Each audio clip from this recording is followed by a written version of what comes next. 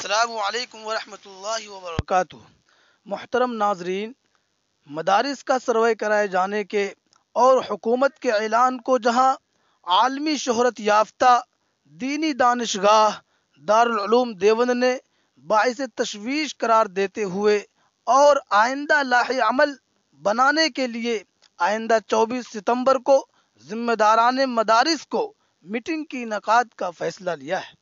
تو وہیں دارالعلوم کے اس فیصلے کا مخالفت کرتے ہوئے بھگوا داری تنظیم نے ریاستی حکومت سے 24 ستمبر کو منعقد ہونے والے اجلاس پر پابندی عائد کرنے کا مطالبہ کیا ہے۔ اس سلسلے میں بجرنگ دل کا ریاستی کنوینر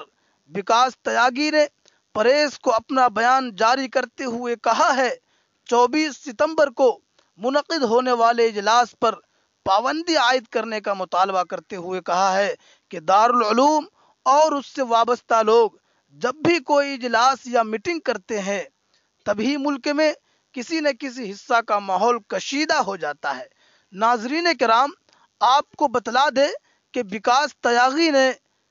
حکومت کے ذریعے ملک میں مدارس کا سروے کرانے کا فیصلے کو قابل ستائش قرار دیتے ہوئے کہا ہے کہ ملک میں حکومت کو سروے کرانے کا مکمل حق حاصل ہے۔ ساتھ ہی وکاس تیاگی نے کہا ہے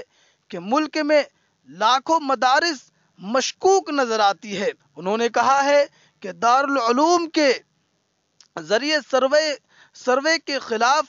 اجلاس منعقد کرنا حکومت پر دباؤ بنانے کی ایک کوشش ہے۔ انہوں نے حکومت سے 24 ستمبر کو ہونے والے